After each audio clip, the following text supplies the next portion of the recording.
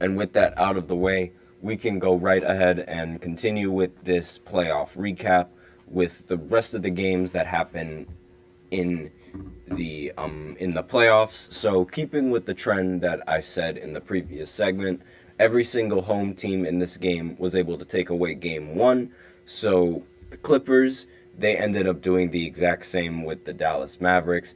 Despite Luka Doncic and Kyrie Irving playing to their absolute best, and despite Kawhi Leonard not being available for game one for the the Clippers were able to win this game in a blowout, 109-97. There were a lot of blowouts in the first game of the playoffs, a lot more than I expected for a lot of these teams. So the Clippers, they desperately needed Harden and Russell Westbrook in order to survive without Kawhi Leonard, and those excuse me, those two players provided in a very big way. Russell Westbrook, he ended the game with 13 points, 4 assists, and 4 rebounds, but the real star was obviously James Harden. He ended the game with 28 points and 8 assists, along with Paul George, who also ended the game with 22 points and 6 rebounds, and Ivica Zubac ended the game with 20 points and 15 rebounds. So overall, very good performance coming in from the Clippers, and it was really good coming in from the starting lineup. They desperately needed this performance from Harden, and he's obviously nowhere near the same player that he was on Houston. He's far from his prime, and he also has his struggles in the postseason. However, this game, it was a very good statement game for the Clippers that shows that even without Kawhi Leonard, they're still a rather dangerous team. And on the Dallas Mavericks side, again, I said Luka Doncic, he played very well. So 33 points and 13 rebounds along with 6 assists. I consider that playing really well. Kyrie, he also played well, 31 points and 7 rebounds. But similar story with Luka Doncic going up against the Clippers every single time. The team fails to shine when the lights shine the brightest. And P.J. Washington ended the game with 11 points. And Derrick Jones Jr. ended the game with 0 points, which was definitely not helping. Daniel Gafford ended the game with 3 points. Again, definitely not helping this team. And in terms of scorers, those were the only 3 players that ended the game in double figures. Now, this game, like I said, was a blowout. So at the start of the start of the game, the Clippers already had this ridiculous lead. They outscored the Dallas Mavericks 22-8 in the second quarter.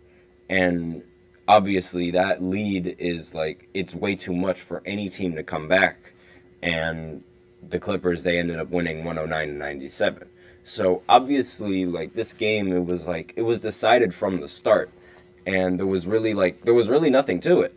So once the Clippers got it rolling, there was really the lead was just too much. And it did seem like the Clippers were going to blow it yet again, but there was just not enough time left for the Mavericks to really do anything. So there was really nothing that the Mavs could do in this game. And the Clippers, they showed, they reminded everyone just how good of a team they really are, having as many phenomenal players as they do. James Harden, he won the MVP, and he was runner-up several years behind Westbrook and behind players that were also really, really good. And he's been really good for the longest time on Houston. He's been one of the league's best scorers of recent memory. And so the fact that he's not the same player that he once was, this sort of shows that he's not yet done playing as well as he normally can play. So I don't know if he's going to score 30 again. I don't know if he's going to score 40 again, but he definitely shows that he's definitely showing why the Clippers decided to pick him up after the Sixers decided to stop using him as a piece to their offense. And again, with Westbrook, he was also a league MVP, and he was also a player that would average really good numbers in the regular season. But since Kevin Durant left him, he hasn't really had good enough numbers in the postseason, and that's sort of been the big problem with Russ. So if he can win this championship ring, a lot of people will be happy, and he would also finally be cemented in history as one of the best point guards because he'll have that championship ring. So if you're the Mavericks, I mean, obviously, like, the idea is to try and steal the next game going into the series so that way you don't have to worry about being down 2-0 and worry about Kawhi getting healthy as you get more games deeper and deeper into the playoffs.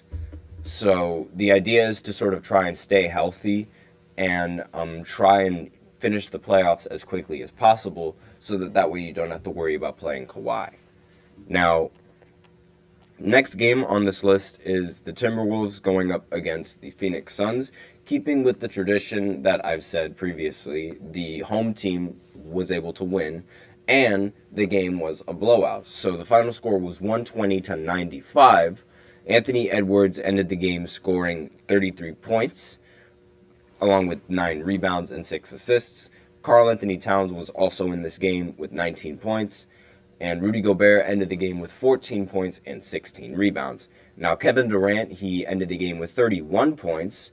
However, Devin Booker ended the game with 18 points, 5 for 16 from the field, and Bradley Beal ended 6 for 10 from the field with 15 points. So obviously this was not a very good performance coming in from the two guards. Kevin Durant did about all he could in this game, but it wasn't enough for the Timberwolves, who were able to answer back, especially when you have Anthony Edwards scoring more than Kevin Durant, and the team, like the Timberwolves as a team, were just better overall than the Phoenix Suns, which, again, it's like a double-edged sword with Phoenix. You have this really good offensive talent. However, what if they don't show up when you really need them? Where are the next pieces to your team? Where's the next set of offense? Now, Grayson Allen in this game, he ended with only 3 points, so obviously that wasn't really good coming in from him. Jusuf Nurkic ended 4 of 6 from the field with only 9 points. And there was not really a lot of scoring. Eric Gordon ended the game 0 for 5 from the field, 0 for 4 from 3. And this game was sort of like a statement game for Anthony Edwards. And a lot of people were sort of seeing this as like a passing of the torch moment, I guess you could say. Anthony Edwards, he said it numerous times that he considers Kevin Durant as the greatest player of all time because he simply cannot be guarded. Since he is so tall and he is so good off the dribble, he cannot be guarded. But after this game, he's sort of shown that he can outduel even his best player, which in turn should only give him a little bit, not only give him more respect, but also like set the tone going in for the playoffs that, like, even though like I might have idolized you growing up, that is not going to stop me from playing well in this playoff series. And obviously, like, Anthony Edwards is one of the most competitive guards in the NBA. And the fact that he was able to compete against his own idol is obviously, like, something that's very, very impressive to me. And I really like the way that the series is looking to turn out. And so obviously Kevin Durant was unguardable in this game since he did get 31. But outside of that, there was really nobody that could really, like, show up, especially, like, with considering how they had Bradley Beal and Devin Booker. They did not show up in this game whatsoever, and they could not contain the bigs either. That's another thing because, like, again, like I mentioned previously, their defense is a little bit lacking, and considering how much length the Timberwolves have over the Phoenix Suns, it's really difficult to contain them. So Minnesota created plenty of extra looks off of offensive rebounds, and it really made a difference for them tonight. So Minnesota was able to get 20 second chance points compared to Phoenix's 6. And Anthony Edwards was able to drop dagger after dagger in the third quarter. And it gave Minnesota a huge lead heading into the fourth. So the impact off the bench, Nickeil Alexander-Walker was a plus 28 on the box plus minus tonight. And he made big impact on both ends of the court, which is obviously like very good coming in from the Wolves. And for the previous game that I was talking about, which was the Clippers, Dallas had nothing to stop Ivica Zubac because of how dominant he was in the paint and how many rebounds he was getting. James Harden, he all of a sudden he decided to play like the Houston James Harden that we're used to. And along with the foul calls that he got in this game, I did not mention it previously, but I'll look at the free throw difference in this game. So James Harden ended up shooting 6 free throws, 6 for 6 from the field. And in terms of like the free throws, the Mavericks ended up getting the advantage. But despite this, the Clippers, they were able to come out on top. Every time Gafford helps to contest a shot, the rebound goes to Zubac. And the first half could not have gone worse for the Dallas Mavericks. As I mentioned previously, in the second quarter, they only scored 8 points. And it was an off night for Luka, despite him getting all those points and rebounds. And everyone but the third quarter Kyrie, especially Maxi Kleber, who just couldn't do anything right. That's basically like the notes that I had for this previous game.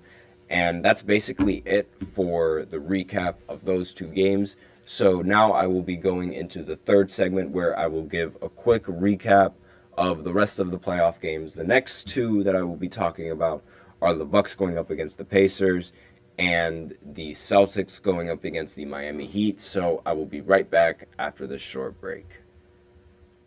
Looking for your daily fix of sports talk without having to pay for it? GSMC Sports Network is available on YouTube. Just search GSMC Sports Network. Get your fix of daily sports talk shows on YouTube, absolutely free. NFL, college football, NBA, MLB, MMA, UFC, fantasy football, and so much more. GSMC Sports Network has shows running all day long, with new sports shows starting every 2 hours. Just like on your favorite cable sports channel, except GSMC Sports Network is absolutely free. Just search GSMC Sports Network on YouTube to catch one of your new favorite shows, like the GSMC College Football Podcast, Chip Shot Football Podcast, Hoops and Heels Women's Sports Podcast, GSMC Basketball Podcast, and so many more. Check it out for yourself. GSMC Sports Network, now available on YouTube absolutely free. Search GSMC Sports Network on YouTube right now.